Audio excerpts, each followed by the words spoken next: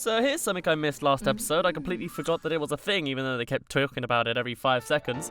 If you upgrade a full set of clothing twice, you get an extra benefit, and we happen to have the entire Radiant set, so I thought I'd upgrade that too, even though we're probably not going to wear it all at once. And I just want to know what it has. Bye! Alright, we get Disguise Bone Attack Up.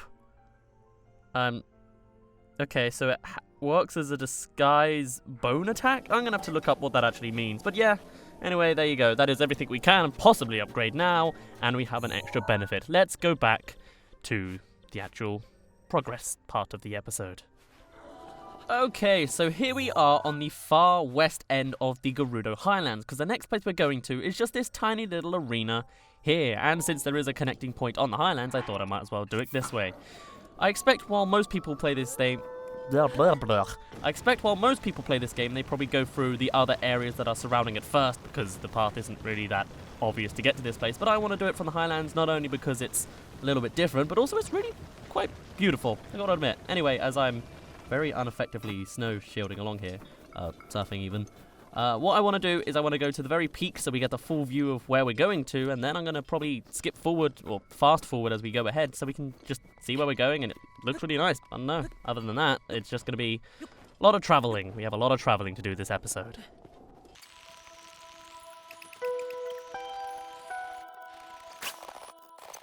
Okay, so we're now here pretty much at the peak of the Highlands. I think we're high enough to where I want to go. So at this point, all we need to do is just fly north. Literally. We will be flying because thankfully we're up high, and I'm going to keep shield surfing while I do it because gliding while shield surfing is quite an interesting looking thing. It's not crazy interesting, but... oh, I got rid of it. That's a shame. Usually Link will actually have the shield locked onto his feet below. Anyway, look at this view. Isn't it beautiful?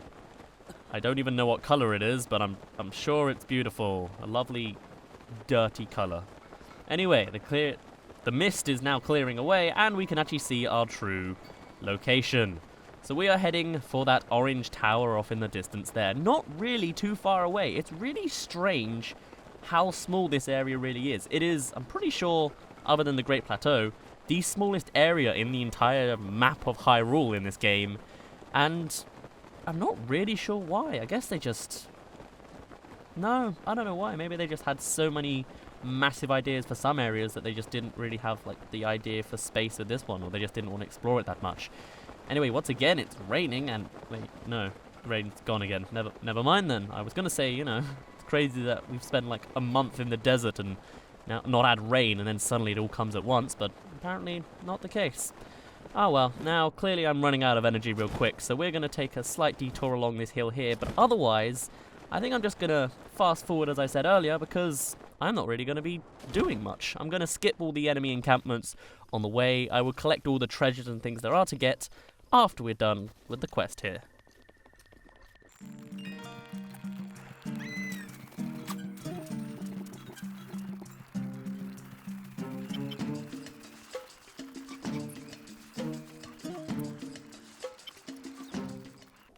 Also, something interesting to note is the Divine Beast is very clearly in sight. You may have thought it was some strange floating island from a distance, or just some odd creature, but no, that is our final destination for this area. But that's a thing for quite a way in the future. Also though, as we're flying towards the Towered Mountain, Mountain Tower, we can see to the right there is another fairy fountain, the third one that we found so far in the game. I'm not gonna open it again. I mean, I only just opened the second one, and even then, I'm probably gonna follow suit with that and only open it after we're done with everything else we want to do in this area first. Right, I think that's all I had to really say in this little mini segue of the montage. Let's keep going.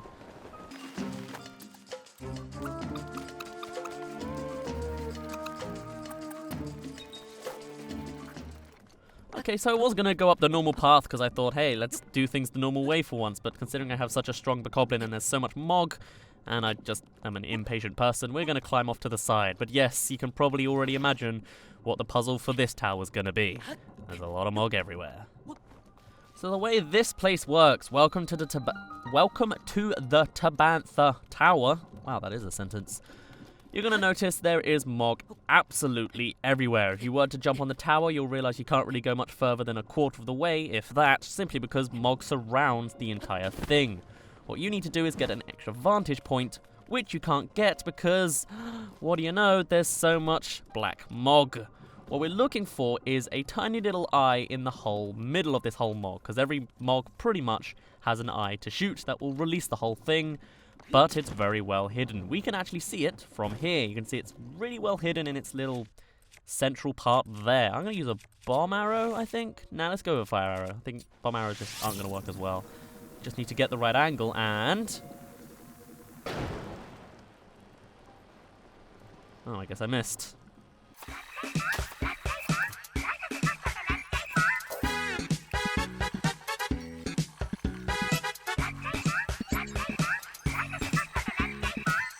Thank you. Good lord, that was way too much hassle than it should have been. Anyway, that releases the pillar. That gives us a nice little vantage point to get through. But I never managed to do this without hurting myself. Every time, I always had that sound every time I step towards this pillar thing. But oh well. Anyway, at this point, it's all smooth sailing from here. Again, I'm going to keep the technique of triple or double jump up and then one diagonal to get to each pedestal. But otherwise, let's get to the top of this tower.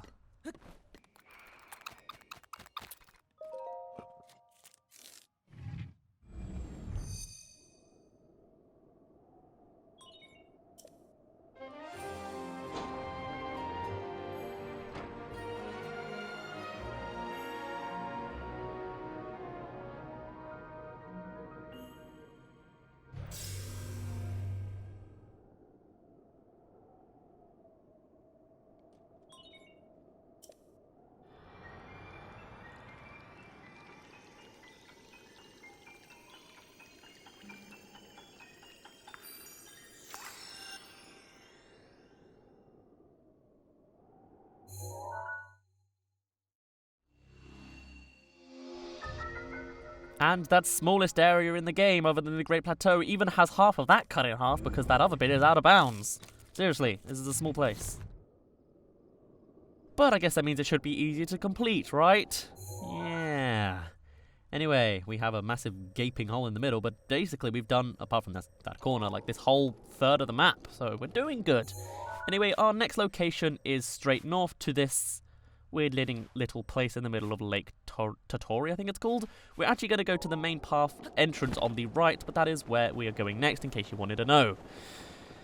Now, at this point, I kind of have a flaw to point out about the game. Generally, it's not any stretch of the imagination to say that this is a bloody fantastic game, and it's really well made.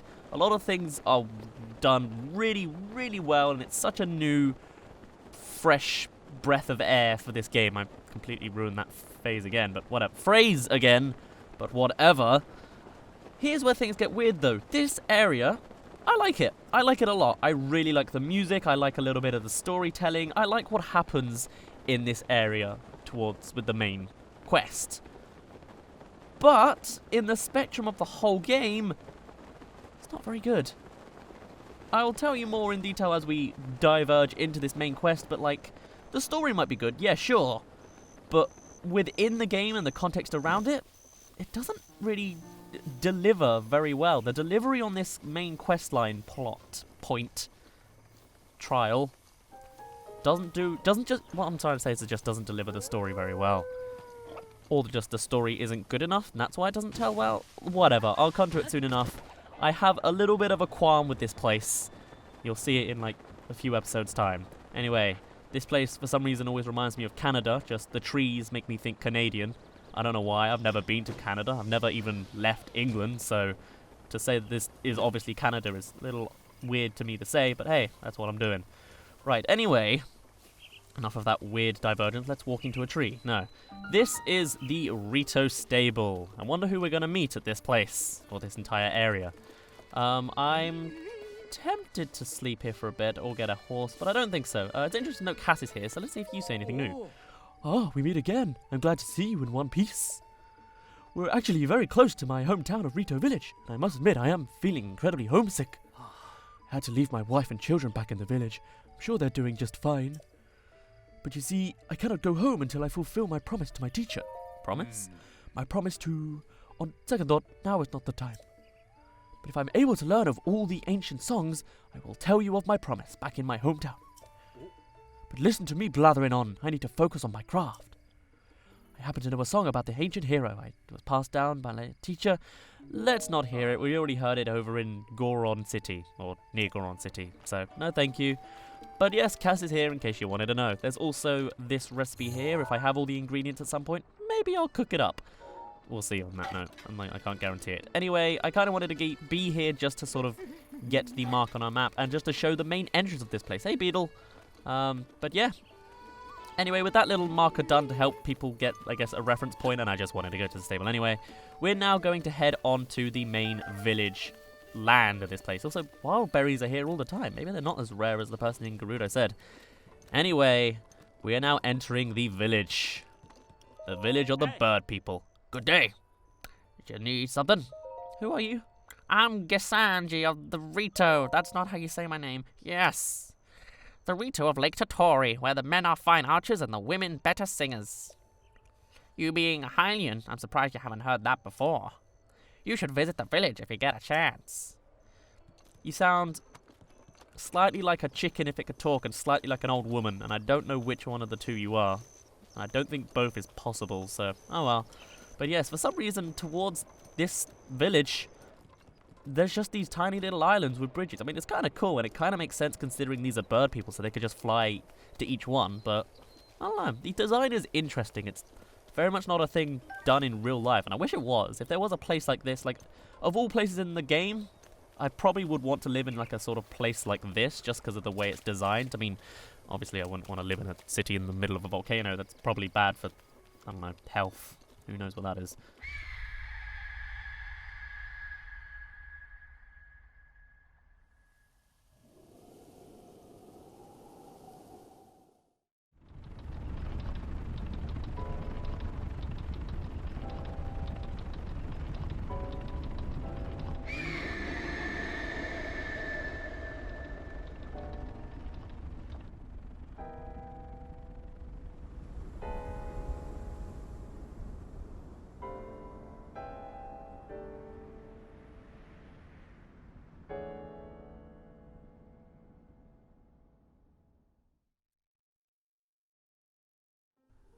How dare that massive bird fly? What does he think he is? A bird? Because he's not.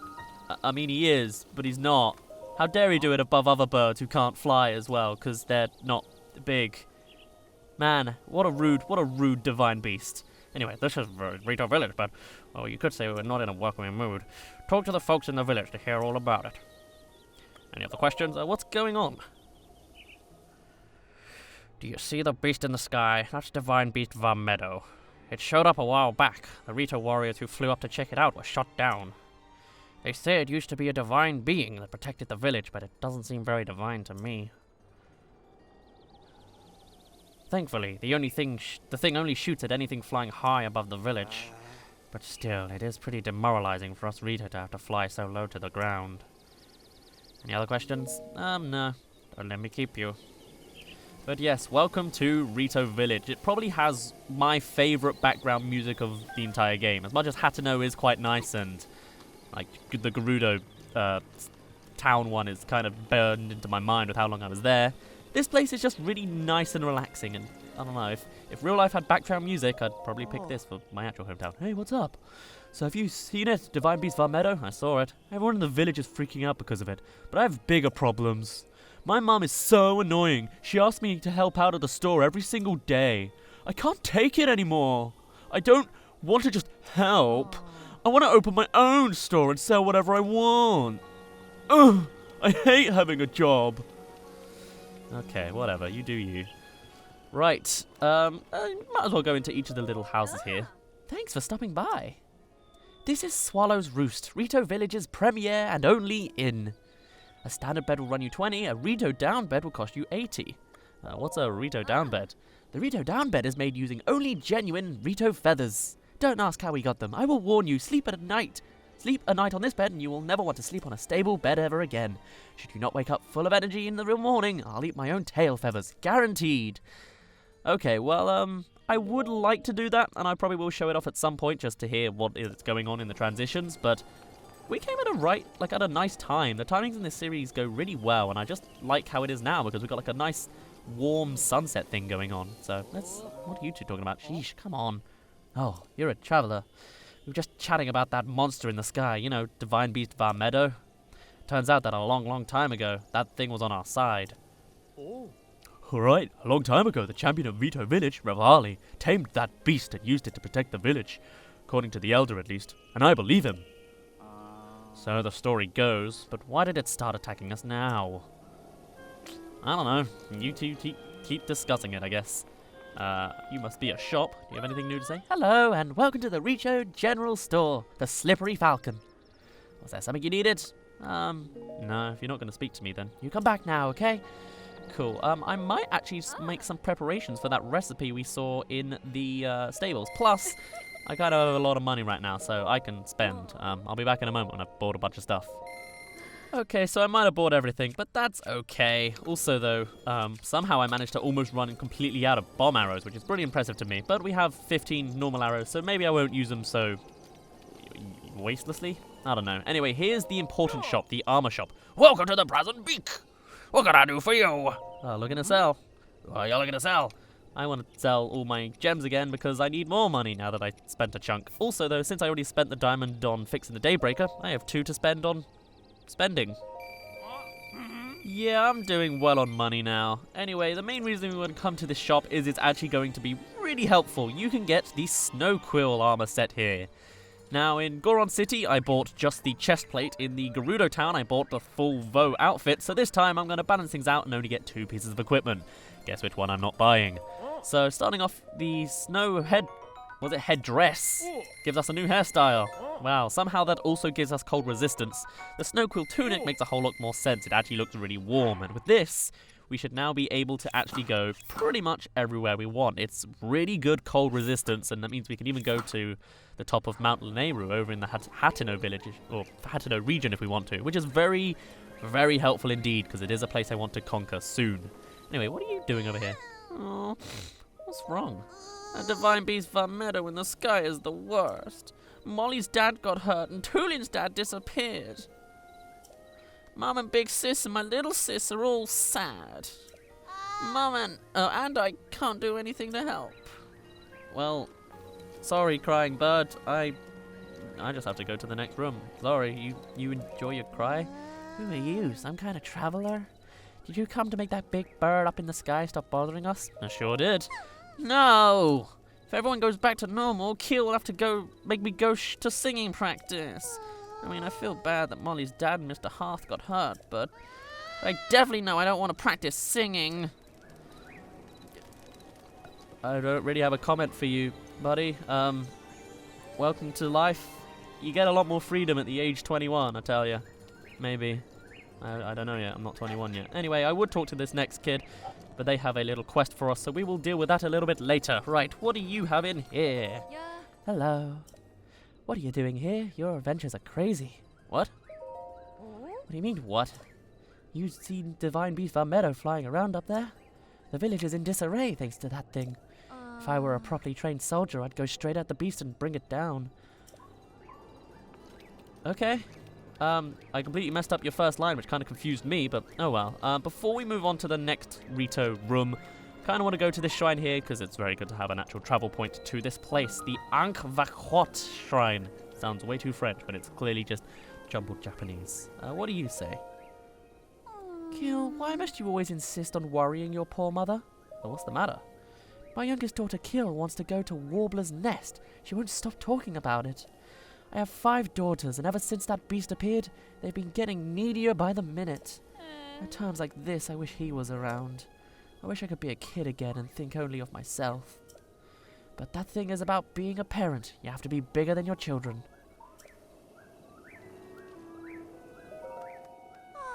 They say it's too dangerous to go outside of the village right now. But all I want to do is go sing with the sisters at Warbler's Nest. That divine beast Van Meadow is a big jerk.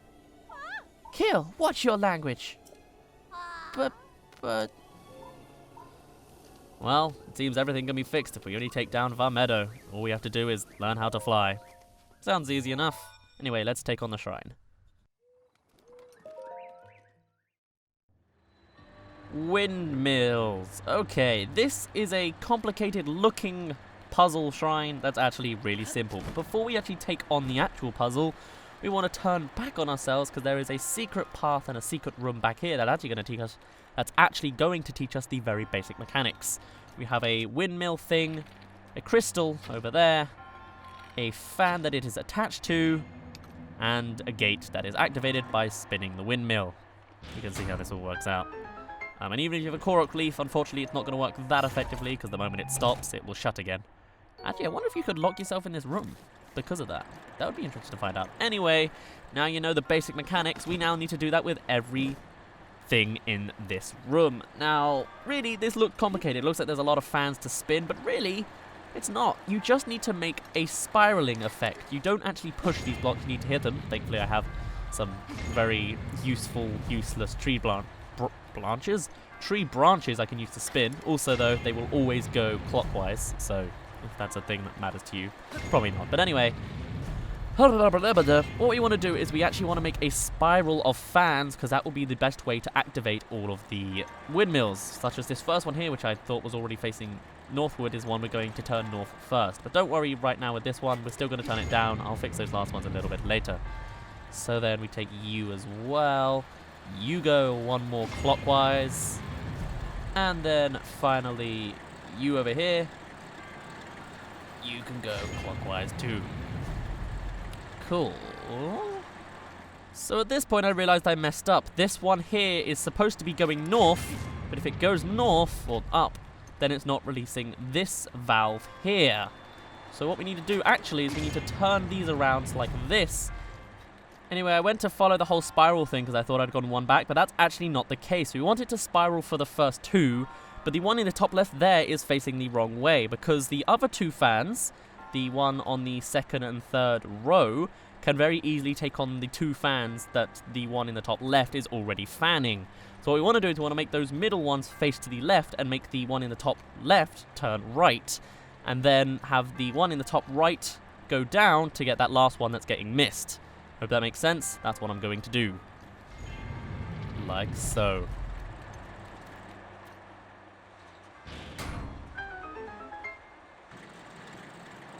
And that'll give us our spirit orb. For one final look though, in case you're a little bit confused, this is the layout you want.